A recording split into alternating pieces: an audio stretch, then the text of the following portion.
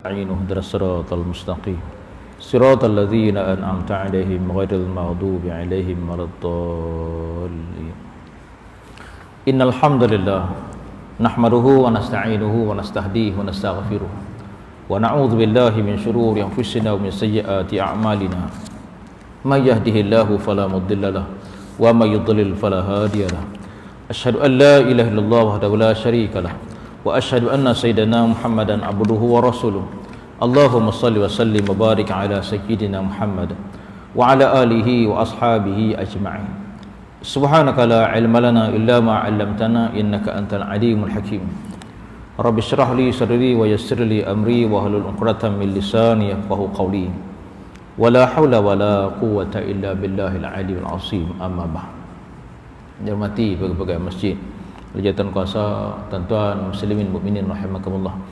Alhamdulillah, syukur kepada Allah SWT kerana dengan limpah kurnia serta keizinan, rahmat, nikmat, hidayah, inayah. Alhamdulillah, Allah panjangkan lagi usia kita, diberi kesihatan kepada kita, dibuka pintu hati, pintu hidayah kepada kita sehingga dapat kita bertemu pada malam ini. Mudah-mudahan segala apa yang kita laksanakan ini dapat mendekatkan diri kita kepada Allah SWT, dan mudah-mudahan sebagai bekalan kita nanti selepas kematian kita, insyaAllah. Tuan-tuan muslimin mukminin rahimakumullah, setelah cuti panjang kita 4 bulan kita cuti, hari ini kita sambung dalam pelajaran kita dalam kitab Ihfazillah Yahfazka. Kamu jaga Allah, Allah akan jaga kamu. Tuan-tuan muslimin mukminin rahimakumullah, yang lepas kita sebut mengenai dengan beberapa faktor untuk mencari cinta Allah. Yang pertama kita dah sentuh, dah selesai mengenai dengan mendekatkan diri dengan Allah dengan Al-Quran. Dan hari ini kita tengok pula sambungan selepas itu. Yang kedua ialah melepaskan dunia, iaitu zuhud dengan dunia. Jadi sambungan itu. Bismillahirrahmanirrahim. Muka surat 22. Cinta Allah Subhanahu wa taala tidak akan dapat diperolehi kecuali jika kamu sudah benar-benar menjadi hamba kepada Dia.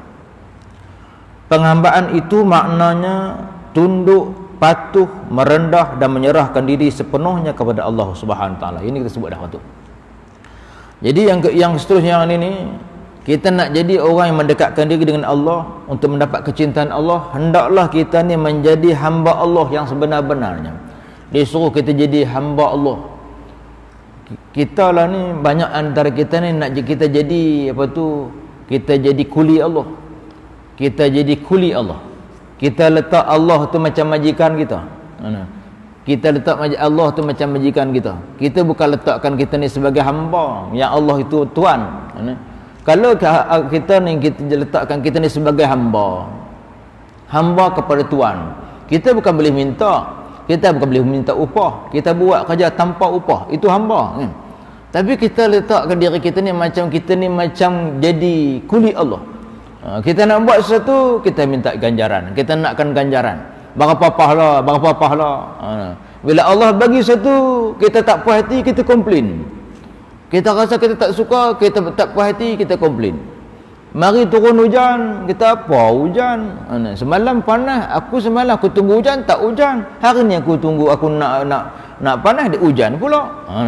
Kita tak puas hati. Kita tak puas hati. Kalau kita tak puas hati, itu bermakna bukanlah kita ni sebagai seorang hamba. Kita ni macam seolah-olah Tuhan itu sebagai majikan kita. Kita rasa, kita nak gaji lebih, kita minta gaji lebih. Kita nak prasarana tak bagus, ini aircon tak ada, kita komplain. Itu kalau kita dengan majikan kita boleh komplain. Kita dengan Allah, kita bukan Allah itu majikan kita, Allah itu Tuan. Allah itu maha agung, yang kita ni hamba Dia. Bila kita hamba, kita tak berhak untuk mempertikaikan. Pernah ada tuan tu suruh hamba tu pergi angkat kayu, esoklah, tak laratlah, boleh ya? Kita hamba, dia hamba, kita ni hamba. Maknanya kita kena patuh, kita tak boleh pertikaikan apa yang Allah bagi kepada kita. Sakit, demam dan sebagainya, kita kena redha, kita kena terima sebab kita hamba.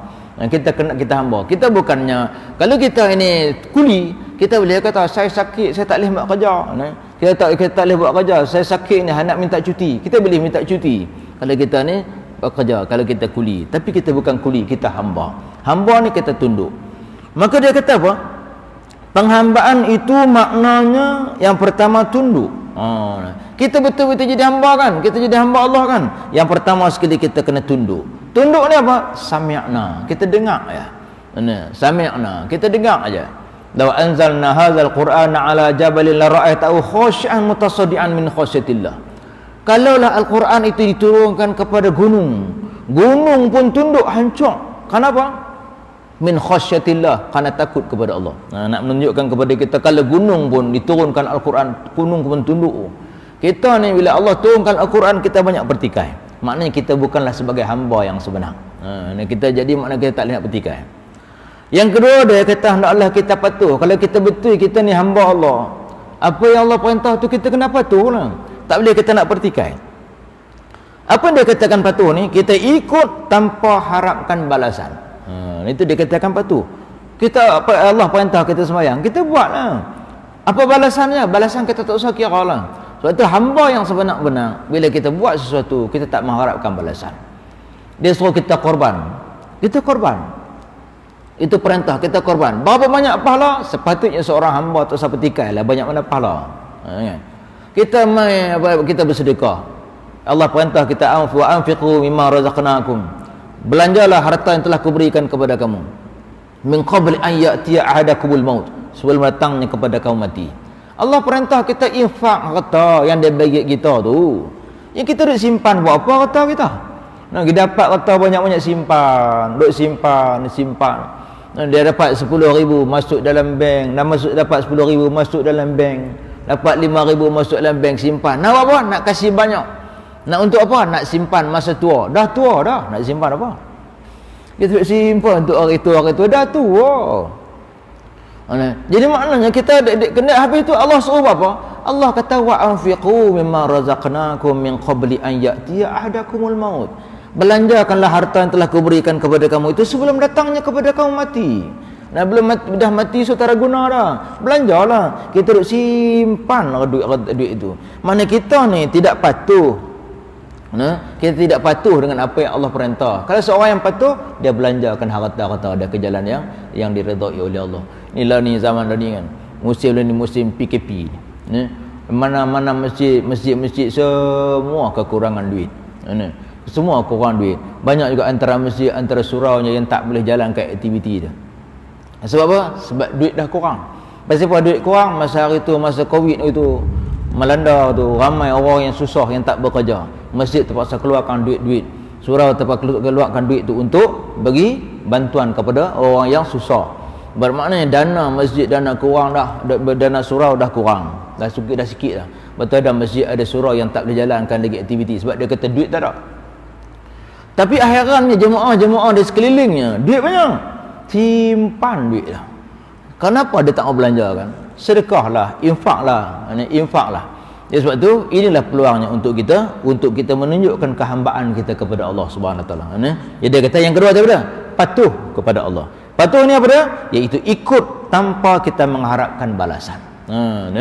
Allah suruh kita pergi mengerjakan haji. Buat jelah. Apa balasannya? Sebagai seorang hamba tak patut kita tanya apa balasannya.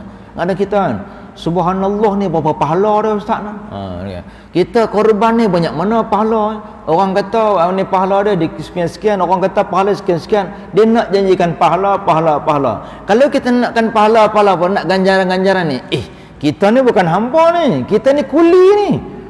Kuli ya tuan. Saya buat ni berapa upah. Kalau jaga malam berapa upah, kalau overtime berapa upah. Itu kuli. Kita bukan kuli, kita hamba. Bila kita hamba, tak payah kita bertanya lah berapa upah. Hanya Allah saja akan beri ganjaran yang lumayan untuk kita.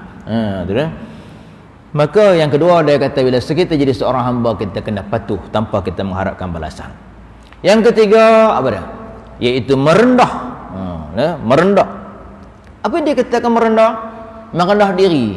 Apa dia? Seorang hamba hendaklah dia ni rendah diri, tak sombong, tak menunjuk-nunjuk. Tu ini yang seorang hamba. Kita hamba kan, bila kita sembahyang kita ni tak menunjuk-nunjuk. Kita khusyuk, kita ikhlas kepada Allah semata-mata. Itu baru betul hamba. Kalau kita sembahyang ni, kalau kita rasa kita ni betul-betul hamba, kita akan sembahyang khusyuk kepada Allah semata-mata kerana Allah. Ini dia katakan sebagai seorang hamba. Dan juga kita ni menyerah diri sepenuhnya kepada Allah Subhanahu Wa Taala. Apa dia katakan sebagai menyerah diri ni? Kita redha apa saja yang Allah kenakan kepada kita. Itu baru betul hamba. Kita mai sakit, kita komplain, kenapa aku sakit? Kenapa aku dipilih sakit? Berapa ramai orang lain tak sakit, aku seorang sakit. Kan? Kenapa ni ramai keliling kawan-kawan punya ramai? Beratus orang kawan-kawan, kenapa aku yang sakit? Ni. Maka kita tak redha dengan sakit yang Allah kenakan kepada kita. Bermakna apa? Kita bukanlah seorang hamba yang sebenar-benar hamba. Kita komplain lagi. Kalau kita komplain tu maknanya kita bukanlah seorang hamba. Kalau kita bukanlah seorang hamba, maknanya kita ni Allah tak iktiraf sebagai seorang hamba yang dikatakan di sisi Allah itu beriman. Tu nah. Jadi kita nak tengok nanti. Oleh kerana itu Allah Subhanahu Wa Taala berfirman kepada Rasulullah sallallahu alaihi wasallam ketika baginda akan dimuliakan dalam perjalanan rohani dalam peristiwa Isra dan Mi'raj. Kita nak tengok yang mana yang Allah nak gambarkan kepada kita bahawa Nabi Muhammad ni seorang hamba. Yang nak buktikan kepada kita bahawa Nabi Muhammad sallallahu alaihi wasallam ni seorang hamba yang diiktiraf oleh Allah sebagai seorang hamba. Biar sebagai seorang hamba tu maknanya dia patuhlah. Dia patuh, dia tunduk, dia merendah, dia menyerahkan diri. Kalau kita jadi seorang hamba, barulah kita dikatakan sebagai kita ni orang yang patuh kepada Allah yang dapat masuk dalam syurga nanti.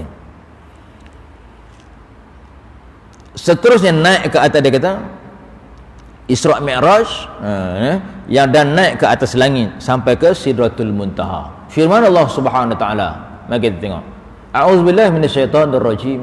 Subhanallazi asra bi'abdihi lailan minal masjidil harami ilal masjidil aqsa allazi barakna haulahu linuriyahu min ayatina innahu huwas samiul basir.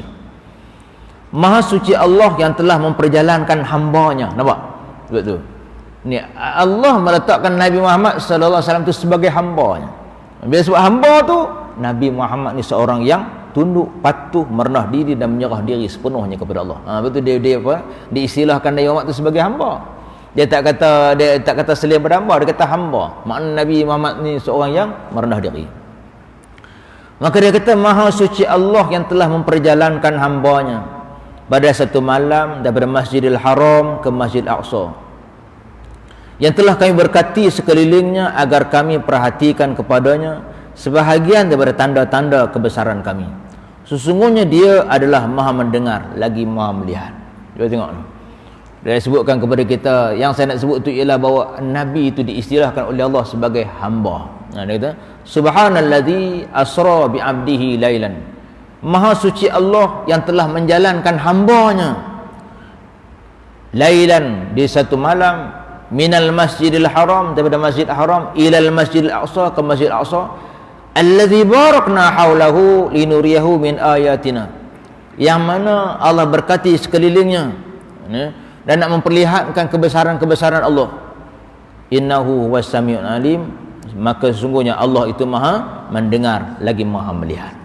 Itu nak tunjukkan kepada kita Nabi Muhammad sallallahu alaihi wasallam ni sebagai seorang hamba yang menghambakan diri. Tuan-tuan, jadi kita ni cita-cita kita tak lain.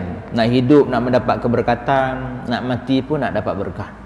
Hidup kita nak berkat sebagai seorang mukmin, dan kita berdoa kepada Allah kan, Allahumma ahyina bil iman wa amitna bil iman wahsyurna bil iman wa adkhilnal jannata ma'al iman. Tu imam baca tadi. Ya Allah, hidupkanlah kami dengan iman, matikanlah kami dengan iman, bangkit masukkan kami ke dalam kubur pun bersama dengan iman, bangkit dekat padang mahsyar esok pun dengan iman, masuk dalam syurga pun dengan iman. Jadi maknanya bila kita minta supaya dengan iman, kehidupan kita dengan iman ni, tak lain tak bukan kita nak minta jadi seorang hamba yang sebenar-benar. Sebab tu tuan-tuan, bila kita minta gitu, kita nak minta supaya Allah nak kalih hati kita ni, supaya Allah nak kalih hati kita tu. Hati kita ni yang kita hidup ni, dia ni tak jadi seperti seorang hamba. Banyak benda yang kita suka protes. Allah buat apa banyak benda yang kita tidak redha. Apa yang Allah perintah kita semua tak nak buat. Apa yang Allah perintah kita semua tak nak buat. Kenapa Allah perintah kita sembahyang? Adakah bila kita sembahyang tu maka Allah kita jadi gemuk ke? Allah jadi sihat ke? Allah jadi lebih kaya? Kata kita sembahyang ke kita tak sembahyang ke, Allah macam tu juga. Allah macam tu juga, tak ada kesan apa-apa pun. Tapi kenapa dia suruh kita sujud, kita tunduk ke dia? Bila kita sujud, kita tunduk ke dia tu nak menampakkan kita ni merendah diri, menghambakan diri pada dia. Itu je. Maka dia akan beri ganjaran yang besar kepada kita. Dia suruh kita berkorban. Dia suruh kita berkorban. Tak lama lagi kita akan berkorban.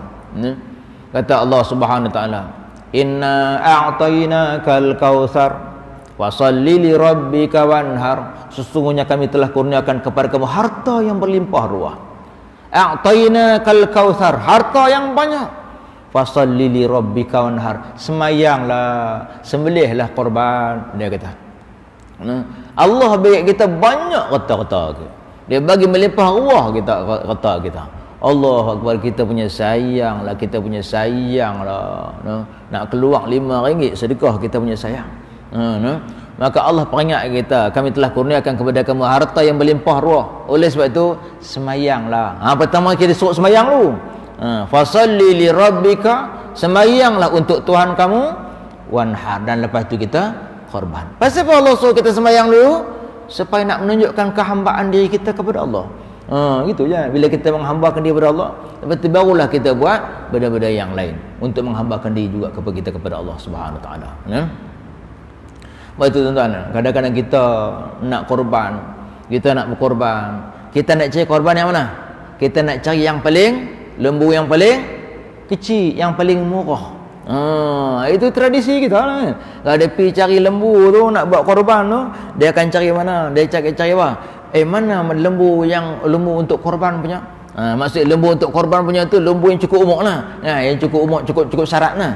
Tapi yang murah. Ini orang kita lah. Jadi setiap orang kita lah, dia yang murah. Dia kalau pergi kat tempat ladang lembu tu, dia akan tanya, mana lembu yang cukup syarat untuk korban tapi yang paling murah. Kita nak persembahkan kepada Allah sebagai menghambakan diri kepada Allah, kita cari yang paling murah. Kalau tunjuk yang hak gemuk, ini mahal. Ini mahal, hak mahal pun tak mau. Pasal gemuk tak mau, mahal. Lepas tu cari yang murah lagi lah. Yang murah ni, yang kurui. Yang ni cukup syarat lah.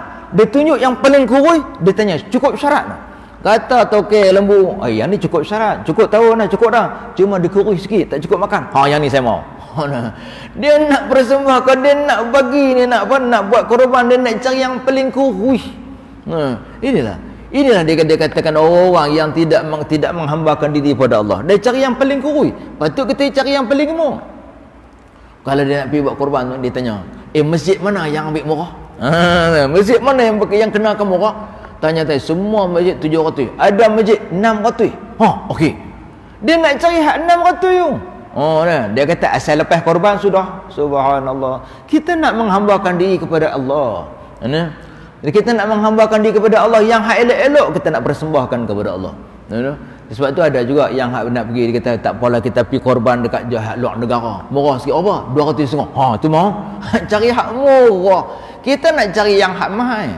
Ada orang tanya, dia kata ustaz, kalau habis tu kalau kita nak korban yang mana lagi bagus ustaz? Yang apa ni, yang hak murah tu ke hak mahal ke? Dia tanya hak murah ke hak mahal, dah tentulah yang hak mahal. Dah tentulah yang hak mahal. Yang korban yang mana yang bagus? Yang mahal. Yang mana yang kita sayang itu. Kalau kita bela lembu, yang mana kita nak korbankan? Yang hak mahal tu. Yang hak paling gemuk, yang tu yang kita nak korbankan. Bukan kita cari yang hak buruk. Tu kata Allah Subhanahu Wa Taala, tidaklah dia katakan sebagai sedekah. Tidaklah laisal birra, dia kata lan tanalul birra hatta tunfiqu mimma tuhibbun. Lan tanalul birra hatta tunfiqu mimma tuhibbun. Tidaklah dikatakan kebaikan itu, tidaklah dikatakan sedekah itu, kebaikan itu, sehinggalah apa yang kita bukan ada, sehingga dia kata apa yang tidak dikatakan sedekah itu, kebaikan itu, sehinggalah kita sedekah apa yang paling kita sayang. Ma tuhibbun, apa yang kamu kasih, apa yang sangat aku sayang. Yang sedekah ni ialah sedekah yang kita paling sayang. Yang kita nak sedekah. Sebab tu kadang-kadang kita tunggu kan, kita nak sedekah, kita ambil yang hak lebihan-lebihan. Yang hak Allah suruh kita sedekah yang kita paling sayang. Kita imbang ni, yang mana yang kita paling sayang, yang tu kita sedekah. Kita tunggu dividen ASB. Rata-rata kan, dia tunggu dividen hak pokok sayang. hak hak ujung-ujung hak nak bagi. Nak ambil hak sedekah yang paling elok, yang paling kita sukai. Baik, yang paling kita sayang tu yang tu kita sedekah. Lan tanalul birra hatta tunfiqu mimma tuhibbun. Tidak ada dikatakan kebaikan sedekah sehinggalah kita sedekahkan, kita keluarkan apa yang paling kita sayang. Itu dikatakan sebagai sedekah. Habis itu kalau kita keluarkan yang kita tak sayang tu, hak kita tak sayang tu, adakah itu dikatakan sedekah? Itu bukan dikatakan penghambaan yang sebenarnya. Iaitu sekadar menghabiskan sekadarlah, tak apalah bagilah. Tapi bukan dikatakan pahala yang kita nak dapat, yang dinilai di sisi Allah Subhanahu Wa Taala. Baik. Jadi ini dikatakan seorang hamba. Allah Subhanahu Wa Taala juga berfirman kepada Rasulullah dalam usaha mengingatkan baginda sallallahu alaihi wasallam. Apa kata Allah? Wa annahu lamma qama abdullahi yad'uhu kadu yakunu alaihi libada. Dan sesungguhnya ketika hamba Allah yakni Muhammad berdiri menyembahnya, yakni melaksanakan solat, mereka jin-jin berasak-asak mengerumuninya, berasak-asak jin yang mengerumuninya. Bismillah. Tuan-tuan, jin-jin kita sebut dah kata mengenai dengan jin. Jin ni kalau kita, ada yang Islam, ada yang tak Islam. Kita sebut dah itu. Jin ni dia serupa manusia juga. Ada yang Islam, ada yang tak Islam, ada yang Islam tak patuh, ada yang Islam dan patuh. Ada yang munafik, ada yang kafir, dia serupa. Dia cuma duduk di alam jin. Jadi jin-jin yang hak Islam ni, mana-mana kalau kita buat ibadat, kita sembahyang menyembah Allah, dia akan bersama-sama dengan kita. Ini dia jin-jin ni. Jadi maknanya dia akan bersama-sama dengan kita, sama seperti mana kita manusia lah kan. Kita berserupa lah. Yang hak patuh tu, yang menghambakan diri pada Allah tu, dia main sembahyang jemaah tu dulu-dulu waktu PKP tu. Kita kena cuti duduk kat rumah, dia punya rindu lah nak main, ish bila lah masjid nak buka, mai buka masjid tu, yang hamba-hamba Allah yang setia ni akan datanglah berkunjung berbondong-bondong. Tapi yang hak bukan hamba Allah ni, dulu rindu buka masjid, tak nampak boleh datang hidup pun. Rindu waktu masjid tutup. Bila masjid buka, hilang rindu. Dia kata, alah buka dah, Allah. Dia bagi dia rasa dia berat. Dulu masa tak boleh sembahyang Jumaat tu, dia punya kalut lah nak pi. Dia bising lah pasal apa tak boleh sembahyang Jumaat. Pasal apa tak boleh sembahyang Jumaat. 3 orang boleh lah dia. 12 orang je boleh sembahyang Jumaat. Dia punya bising lah kenapa 12 orang je boleh sembahyang Jumaat. 12 orang je boleh sembahyang Jumaat. Mai buka dah masjid lah ni. Dah boleh dah ramai. Tak mai pun. Yang kita duduk selang pun tak penuh pun. Itu cukup nanya. Kita dah ingat kot selang-selang ni mesti melempah kot. Dah selang-selang ni mesti melempah. Tak penuh masjid. Ada juga masjid 1-2 yang penuh. Tapi ada juga masjid, banyak juga masjid yang tak penuh. Mana hak kerinduan tu mana? Yang ni masalah. Mana dia katakan rindu tu tak terbukti bahawa dia tu rindu. Maka ini dia katakan bukanlah dia katakan dia tu seorang yang hamba yang sebenar. Kalau hamba kan, bila mai buka ni masjid tu, dia punya marilah sembahyang. Terutama sekali subuh kan, marilah sembahyang, dia akan mari. Bangun di pagi hari. Saya memang tuan-tuan, semua banyak orang nak kata nak bangkit sembahyang jemaah, dia kata beratlah ustaz, kata nak beratlah ustaz, tak apalah tuan-tuan. Dia pun duk kata ustaz tak apalah, Pak Haji tak apalah, dah biasa tak apalah. Dia tak tahu kita pun azab dah bangkit kan. Tak kira ustaz kata imam kata Bilal kata Haji serupa berasa liat nak bangkit, kita paksa diri betul tak? Kita gagah main ni tuan-tuan. Sama kita. Kita ni tak kira muda ke tua, bangkit pagi lihat serupa, kita serupa sama. Serupa kita ni nak bangkit lihat, tapi kita main paksa diri je. Bangkit bunyi pukul 5 tu, kering bunyi pukul 5 tu, tutup jam sat. Jangan saat dia bunyi pula tutup sat, dia bunyi pula tutup sat. Adalah pukul 5 sudah terpaksa kena bangkit juga. Sama kan kita. Dia berkata tak apalah ustaz. Samanya tak apa-apa. Serupa. Cuma main paksa diri ni. kan? Malu dekat Allah. Kita makan nikmat Allah hari-hari kan. Kita hirup udara nyaman daripada Allah. Bagi tiba-tiba kita nak sembah Allah subuh-subuh nak berjemaah pun tak mau. Kan? Kita bangkit jugalah demi menghambakan diri pada Allah. Kita terpaksa bangkit, paksa dirilah. Kalau jin boleh turut sama, takkan kita tak bisa turut sama kan? Baik. Maka dia kata firman Allah Subhanahu wa taala lagi kepada Rasulullah sallallahu alaihi wasallam perihal turunnya wahyu, tabarakalladzi nazzalal furqana ala 'abdihi liyakuna lil 'alamina nadhira. Maha suci Allah yang telah menurunkan Furqan, yakni Quran, kepada hambanya Muhammad agar dia menjadi pemberi peringatan kepada seluruh alam. Nampak tak? Mari sebut itu maha suci Allah yang telah menurunkan Furqan kepada hambanya Muhammad. Kenapa dia tak tulis kata Muhammadnya? Dia tulis kata hambanya Muhammad agar dia menjadi pemberi peringatan kepada seluruh alam. Nak beritahu kat kita, Allah turunkan Al-Quran itu kepada hambanya.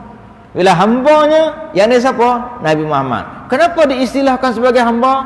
Sebab Nabi Muhammad sallallahu alaihi wasallam ni sebagai seorang hamba, bila dapat Al-Quran, dia patuh untuk menyebarkan Al-Quran.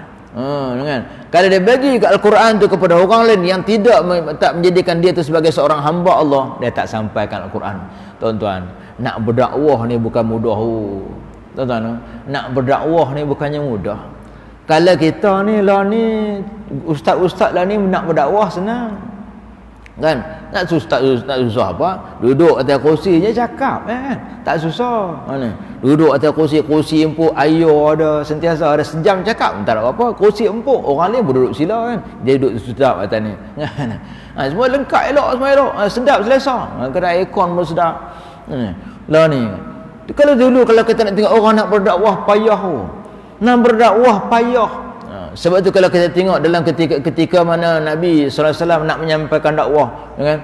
Nak sampaikan dakwah, nak cerita, nak ajak orang masuk Islam, orang baling dengan najis, orang baling dengan tai, dengan berdakwah, bergaduh, berperang dan seumpamanya. Jadi maknanya benda-benda tu semua terpaksa dia hadapi. Walaupun susah, Nabi sallallahu alaihi wasallam menyampaikan juga dakwah. Al-Quran disebarkan juga. Disampaikan juga Al-Quran itu kepada kita.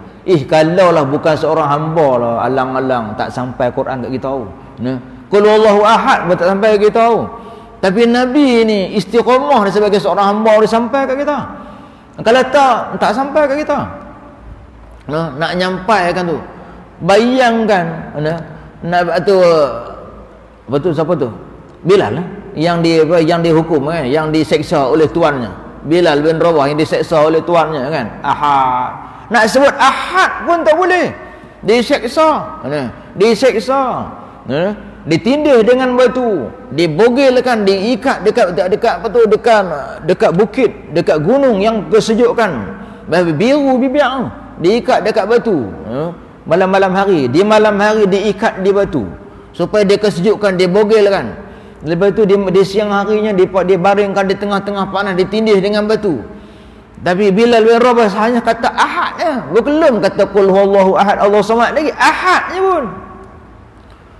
Itu pun dihukum ditindih dengan batu dah. Tu macam mana nak menyampaikan ayat Al-Quran? Tapi Nabi subhanallah menyampaikan Al-Quran tu sampai ke kita seluruhnya. Seluruhnya sampai ke kita. Istiqamahnya dia untuk menyampaikan ilmu. Tapi kita tuan-tuan, takat mana apa yang kita boleh buat? Apa yang kita sumbang?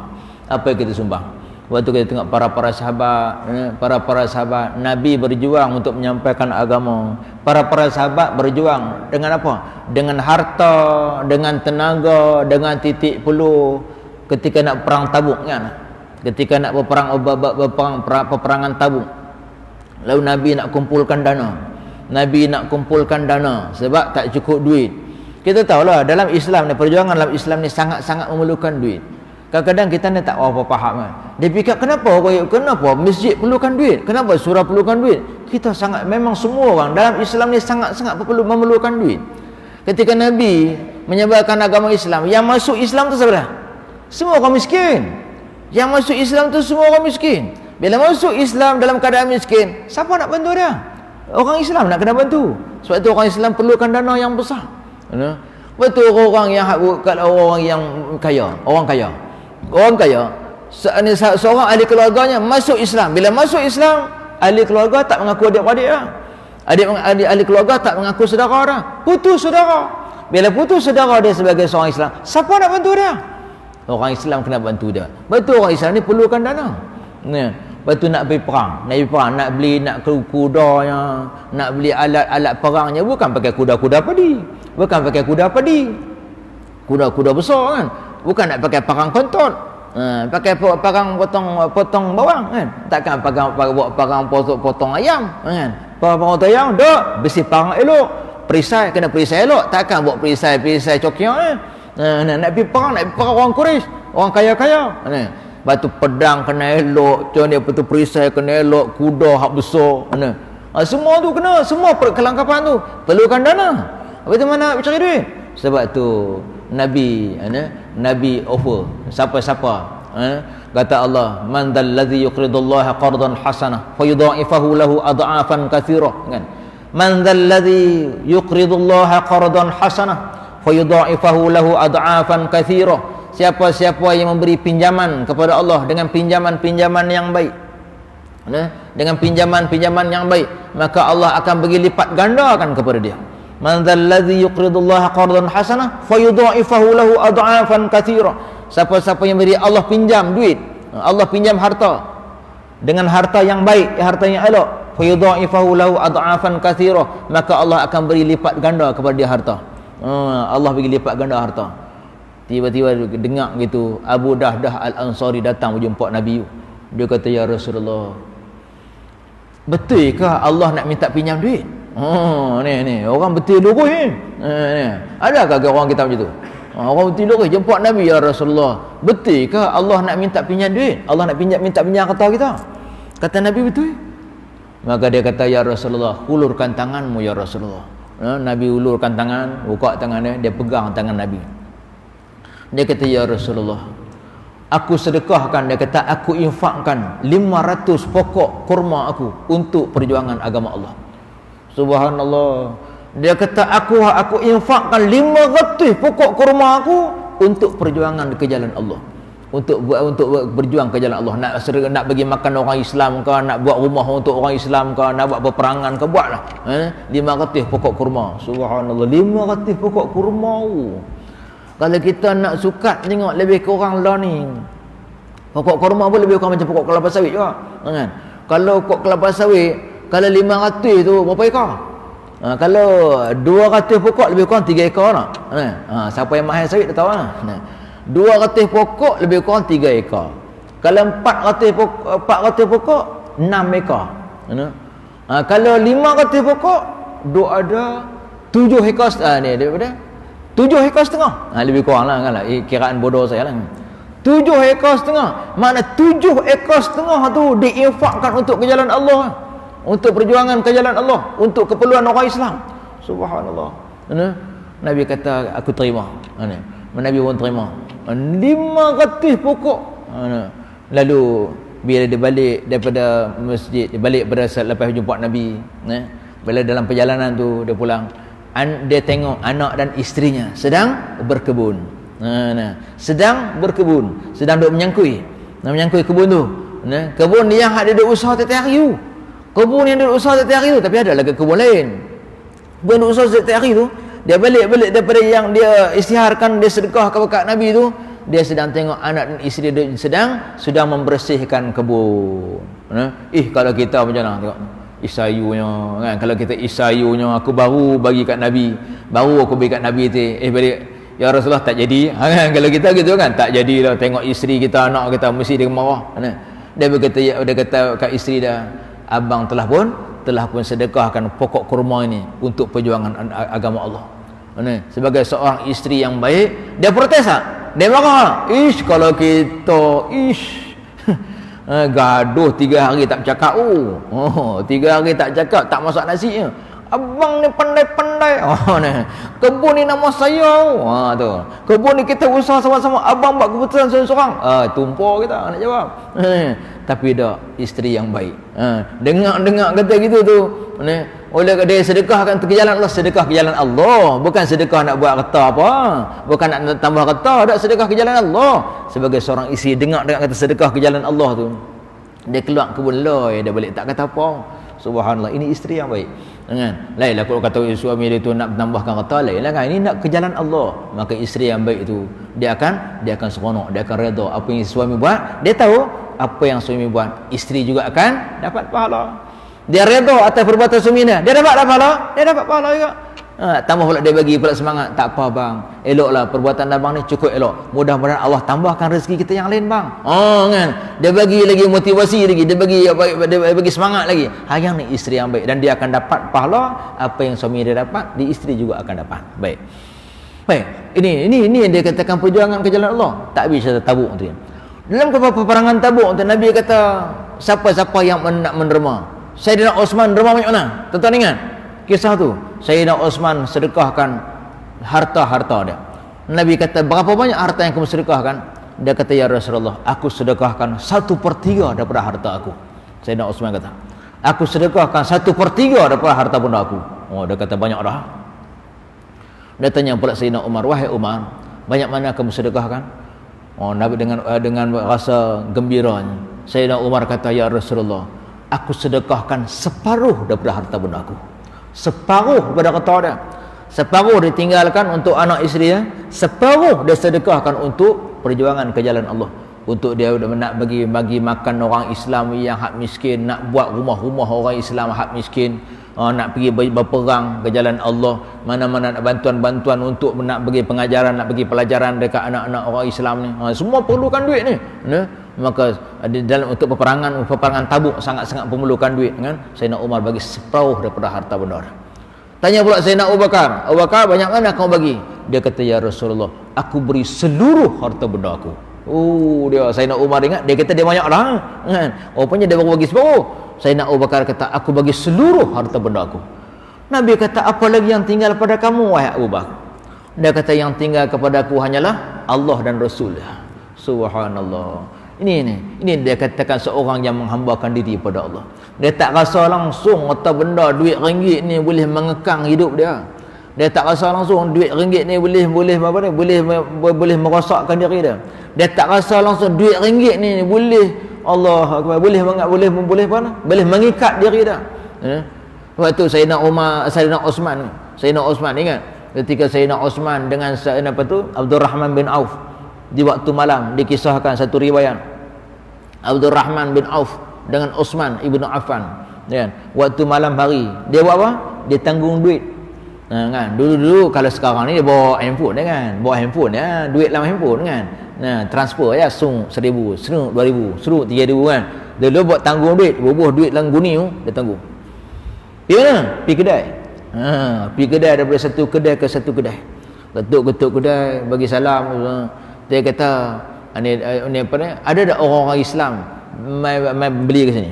Ada tak dia orang hutang? Ada? Kira tengok. Kira tu tok kira berapa? Tengok 10,000. Okey, saya bayarkan 10,000. Kan, saya bayar 10,000. Kalau yang nanti dia nak bayar nanti, katakan kepada dia, ada hamba Allah yang tolong selesaikan hutang dia.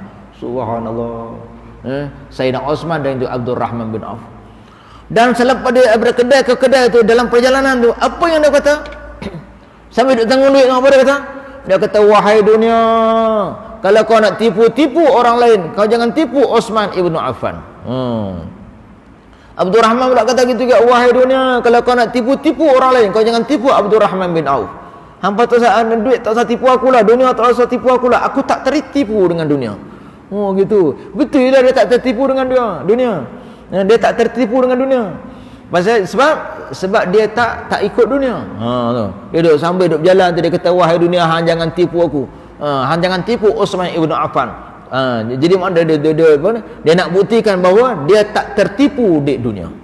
Dia boleh keluarkan duit, dia boleh sedekah, dia bayar hutang orang tanpa diharapkan balasan. Ni dia katakan hamba. Ni dia katakan seorang hamba. Yang dia ni bukan hamba duit, dia hamba kepada Allah. Tu nah. Baik. Maka Nabi sallallahu alaihi wasallam dia ini menyebarkan agama Allah, menyampaikan Al-Quran, sebagai seorang status hamba. Bila hamba akan patuh. Dia tak mengelak ni, hari ni tak maulah. Dia orang kata kat aku, Dia orang hangkat kata, adakah patut aku ajak depa agama, depa kata kat aku? Kan. Adakah patut aku ajak agama kat depa, depa kata kat aku? Adakah patut aku nak ajak agama kat depa, depa cercanya aku? Adakah nak patut? Patut aku ajak agama kat depa, ayak pun depa tak bagi. Kan. Ni ada ayak. Contohlah kan. Adakah patut? Kan. Pasal apa jadi itu? Kalaulah Nabi ini tak bertindak sebagai seorang hamba, seorang yang hamba yang menghambakan diri kepada Allah, dia fikir betul lah. Tapi oleh kerana dia ni, dia sedar, dia sebagai seorang hamba yang menghambakan diri kepada Allah. Tak apa hamba nak kata apa? Katalah. Kerja aku yang Allah perintahkan aku menyampaikan agama Allah. Apa nak ubuh tai pun bubuhlah. Esok aku bagi tahu lagi. Kan? Dia akan katakan kebenaran. Walaupun pahit. Waqul haq walau kana murran. Katakanlah kebenaran itu walaupun ianya pahit, dia tetap akan kata juga. Menyebarkan Islam walaupun orang hina. Kalau orang yang bukan hamba ni macam mana? Orang yang bukan hamba macam mana? Ajak kalau orang cerca, tak ngopi yang ajak, ada orang ajak kita mengajak depa dia cercanya kita. Ada ke? Aku tak mengajak. Itulah orang yang tak menghambakan diri kepada Allah. Dia mengajak bukan pasal Allah, tapi pasal dia seronok. Pasal apa dia mengajak? Pasal dia rasa orang hormat dia. Pasal apa dia mengajak? Pasal orang sanjung dia. Maka dia mengajak. Bila orang tak sanjung dia, dia tak mau pergi mengajak dah. Bila dia mengajak, orang hina dia tak mau pergi mengajak dah. Pasal dia mengharapkan pujian orang. Tapi bagi seorang hamba Allah macam Nabi sallallahu alaihi wasallam, dia mengajak orang, dia berdakwah hanya semata-mata kerana Allah sebagai seorang hamba. Apa nak kata? Katalah, aku hamba Allah yang terpaksa sampaikan ilmu Allah. Itu dia beza. Kan? Dia beza. Macam kita tuan-tuan, kita mai sembahyang. Kita mai sembahyang pasal apa? Aku malas pergi sembahyang berjemaah masjid tu. Pasal apa? AJK semua. Tak senyum ke kita tahu. Kita pergi sembahyang, dia senyum pun tidak. Mana tengok macam lah masjid dia. Apa kita nak kisah dia senyum ke tidak? Kita seronok, kita nak bagi Allah suka tengok dia, kita hanya. Kita nak supaya Allah sayang kita, bukan kita nak AJK sayang kita. Apa kisahnya AJK bukan boleh bagi pahala. Dia patut jadi gitu kan? Orang tak layan kita, tak apa. Yang penting layanan Allah esok di hari akhirat esok. Betul, kadang-kadang kita risau. Bila kita tengok dalam keadaan kita nak mari berpusu-pusu ke masjid, Pusu-pusu ke masjid. Tengok tak muat masuk, tak boleh nak masuk dalam masjid, kan? Tuan-tuan terfikir tak? Kita mai ke masjid, berpusu-pusu, tak boleh mai masjid, tak boleh masuk. Pengurusi kata tak boleh masuk, boleh balik minta maaf lah, masjid dah penuh, kan? Kita pun balik. Tuan-tuan, itu dekat dunia ni. Tapi di hari akhirat esok katakanlah kita dah berpusu-pusu dah nak masuk syurga. Tengok tempat syurga kita tak ada tempat untuk kamu dalam syurga. Allahu akbar. Ketika itu sangat menggerunkan. Dekat dunia ni tak ada tempat untuk sembahyang, tak apa lagi boleh sembahyang kat rumah. Tapi di hari akhirat esok kalau tak ada tempat untuk kita masuk dalam syurga, Allahu akbar. Di mana tempat kita? Jadi suatu hendaklah kita ni jadi seorang hamba yang sebenar-benar hamba yang patuh kepada Allah. Isu kita ialah macam mana nak menjadi seorang hamba. Bukan nak jadi sebagai seorang kuli, kan?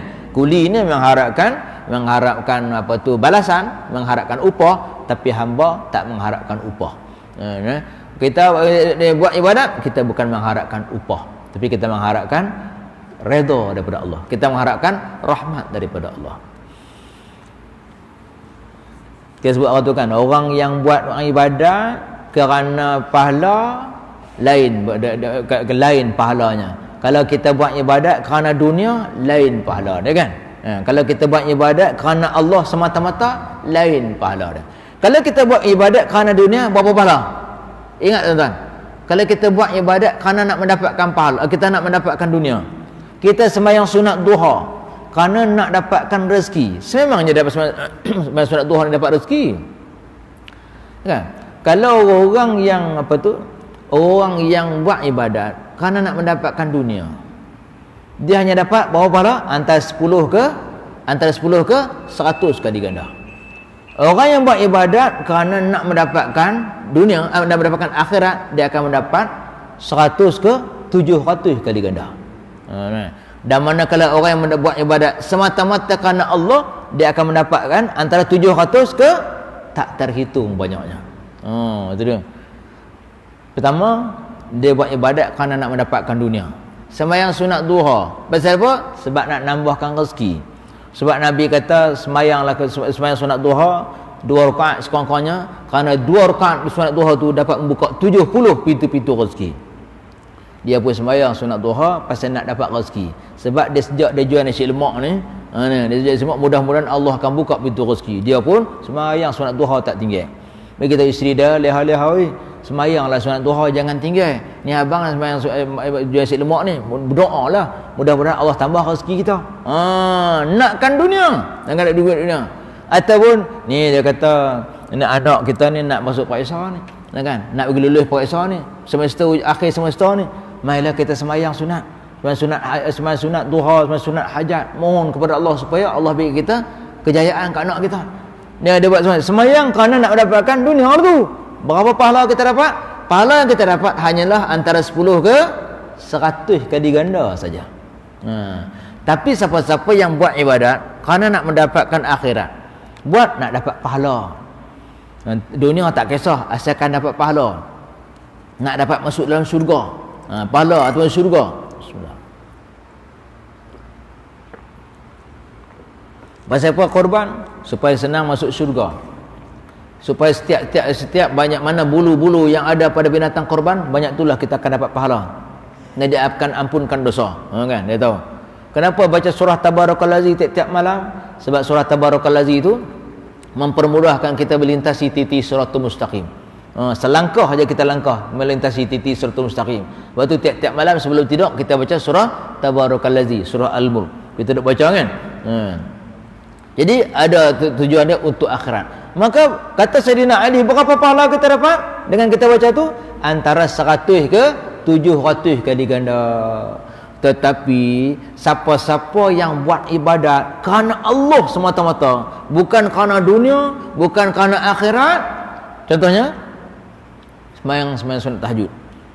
Kita niat di hati kita sembahyang sunat tahajud bukan nak apa ni, bukan nak dunia, bukan nak syurga, bukan nak pahala, kerana nak redha Allah semata-mata. Tu nak mendekatkan dengan Allah semata-mata. Ni kita sedekah RM10 masuk dalam masjid. Pasal apa? Niat hati kita bukan pasal nak tambah rezeki, bukan pasal nak pahala, tapi nak rahmat Allah, nak kasih sayang Allah. Kita nak kasih sayang Allah saja. Supaya aku sedekah ni Allah sayang kat aku. Sebab Allah sayang kepada orang bersedekah. Kita bersilaturahim, pergi kenuri rumah orang. Orang panggil kenuri. Kita makan kenduri. Pasal apa kita makan kenduri? Bukan pasal nak makan, bukan pasal nak pahala, bukan apa. Sebab Allah suka kita makan kenduri. Pasal apa? Man la yarham la yurham, kata Nabi. Siapa yang tidak ada rasa sayang kepada hamba Allah, Allah pun tak sayang ada. Maka kita nak sayang Allah, kita pun pergilah kenduri untuk mewujudkan kasih sayang sama manusia, baru Allah sayang kita. Maka kata Sayyidina Ali, siapa-siapa yang buat ini kerana nak mendapatkan kasih sayang Allah semata-mata, pahalanya antara 700 ke seluas antara masyrik ke maghrib, tak terhitung punya banyak pahala. Jadi sebab tu kita ni buat ibadat semata-mata kerana Allah itu lebih utama daripada kita mengharapkan pahala ataupun dunia. Jadi jadilah kita ni seorang hamba yang betul-betul hamba yang patuh kepada Allah Subhanahu Wa Taala. Tapi jangan kita jadi seorang kuli Allah, kan nakkan ganjaran semata-mata. Jadi mudah-mudahan kita dapat keberkatan insya-Allah Subhanahu Wa Taala. Takat tu kita berhenti, insya-Allah kita sambung ni. Tak habis lagi buat ini. Panjang cerita ni. Bismillahirrahmanirrahim. Rabbana atina fid dunya hasanah fil akhirati hasanah wa qina azabannar. Wa sallallahu ala sayyidina Muhammadin wa ala alihi wa sahbihi ajma'in. Walhamdulillahirabbil alamin. Aqulu qouli hadza wa astaghfirullahal azim li wa lakum. Wassalamu alaikum warahmatullahi wabarakatuh.